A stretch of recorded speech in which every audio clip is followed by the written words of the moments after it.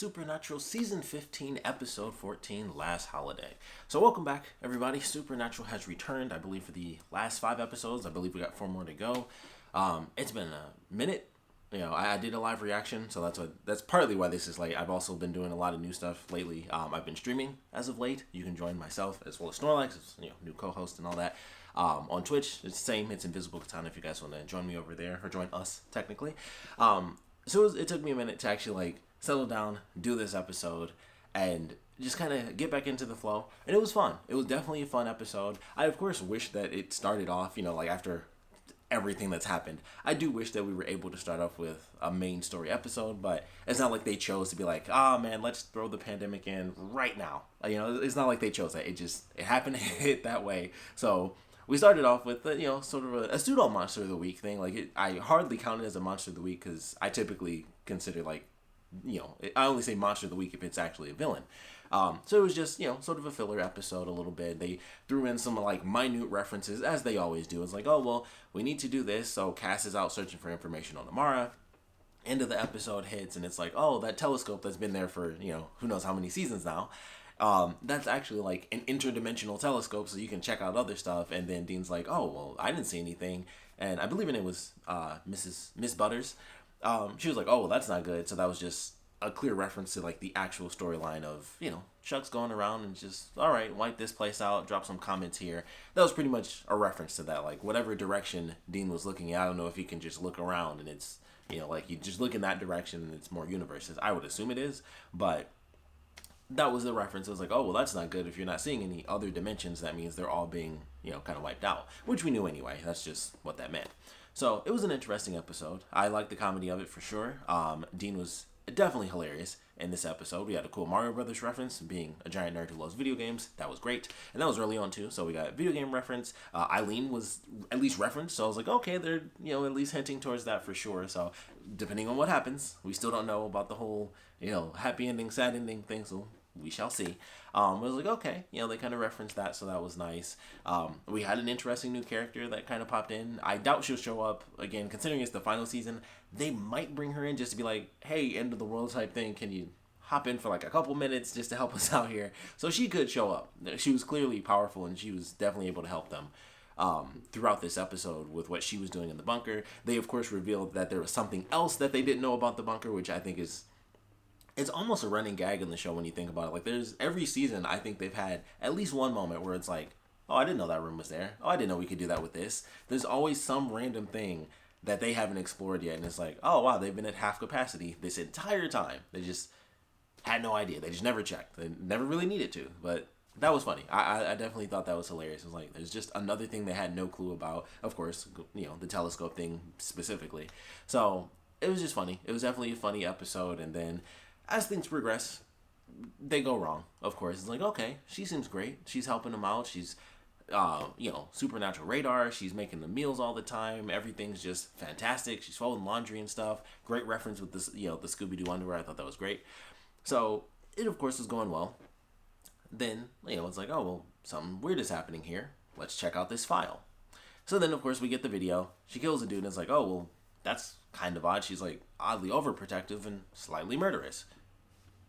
Well, that's interesting. And then, of course, everybody just kind of jumps to conclusions. She thought that everybody was going to get killed. Then it's like, well, you wanted to kill him, but you should probably go, but we don't really want to kill you. And it was just a whole cycle of pretty much what they do. When I was doing my live reaction to it, I was like, it was pretty much an episode of what they've always done, which is characters jumping on landmines before they were actually even going to go off. They set off the landmines by jumping on them, because people jump to conclusions, and it's like, oh, well, I was going to talk to Sam, and then he was gone, and I could have talked to Dean, but instead I followed her and was like, I know what you're up to, and then I got busted, and then, of course, I knew those smoothies were suspicious. So, people get locked up, and then, of course, Dean is like, oh, well, we can't kill him, and then, of course, he gets locked up. It's just a full cycle. Sam had his fingernails pulled off again, which I believe happened years and years ago. And I mentioned in my reaction video, I was like, I don't know if that happened to Sam and Dean, but I do remember it happening to Sam. It was definitely way more gruesome in that one because it was actually slow, and they used the like an actual like pliers and like slowly peeled them off. It was way worse in that episode. This was like she did like a little CG peel. It was still look gross, but it was like okay, she did like a quick little CG peel and was like boop and just pulled his fingernail off. And I was like, okay, I'm sure it still hurt. I'm sure it was very painful, but it also wasn't like his whole hand and he was locked up, for however long. But I'm pretty sure that happened to Sam. It may have been Dean, but I feel like they were both captured, but they only ended up pulling off one of Sam or a couple of Sam's fingernails. But as soon as I saw that, I was like, I remember that happening to him before. So that sucks. That's a sucky thing to have to go through more than once. But overall, definitely a good episode. Sadly, no cast, but we got our trio. They're kind of sticking at home. Sam and Dean kind of go off on numerous random missions. Dean got to use his grenade launcher. Sam apparently has his own version of Mjolnir. So that was really interesting. But just out of nowhere, because I was already like, why does he have his grenade launcher? What does he really need that for? And then Sam just has like, I would assume it has to be a magic hammer, because otherwise he just had a giant, hammer that was reminiscent of Thor's hammer, and it was just super nerdy and weird. Which it is, as far as the show is concerned. They just did that because that was ridiculous, and it was just a really dumb scene to put in, and it was funny. But in the context of the show, I'm like, I kind of want to see them use it. Like, you can't just be like, boom, magical hammer. That's obviously a silly reference to Thor, and then just be like, yeah, it's totally a thing that exists. And then because it's gonna be a throwaway gag. But I'm like, I really do want to see what that does. Like, I want to see a magical hammer in this show and see what they do with it. But sadly, I think it's gonna be a joke. And that'll pretty much be all we get of it, which really sucks. But it'll definitely be a funny moment because I'm like, okay, it was the grenade launcher was already silly, and then it's just like, boom, I got a hammer, and I'm like, okay, that's a unique moment. Yeah, that's just a unique moment. So sadly, I think it's a throwaway. But like, there's just so many ideas where I'm like, what if it was Thor's hammer? What if it really was like Supernatural's version of Mjolnir? It's not like they haven't fought gods before. They could find god weapons.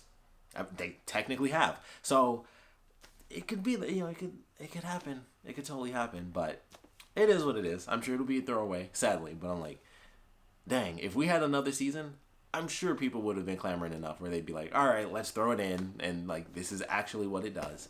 But sadly, I don't think that's going to be the case. But I want to now. That's all. I'm just like, that's really what I want now. But I know it's a joke. But I definitely wanted to talk about that because I was like, it was a silly moment.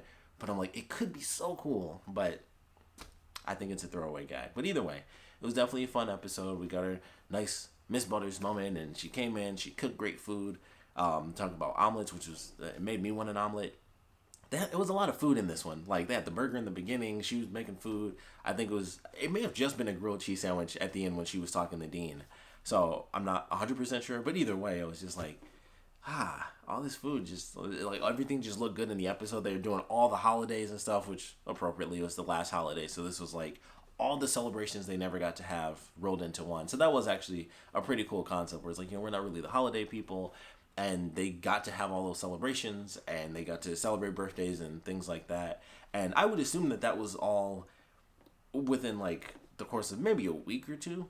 Something like that. I think that was kind of the point, was that she was kind of making up for everything that they never really had. So I don't think it really was like, over the course of, the entire year. I just felt like that. I was like, okay, every time they went out, that was a different day. But I would assume maybe a month total, considering, they drive everywhere. So it's not like they're flying. So them driving wherever they went back and forth, taking things out, obviously much more streamlined compared to like, all right, well, we gotta stop here, stay at this hotel, which they went to the classic hotel. They had the back, they kicked the door in. I was like, oh, we've seen that little pathway with the square background separation thing. I don't know what to actually call it, but it was just like the wall with the design in it. I was like, we've seen that design 8 trillion times throughout the last 15 years. So they went back to the hotel, classic. That's basically a character in the show at this point. They just update it as the seasons go on to make it look like a different hotel.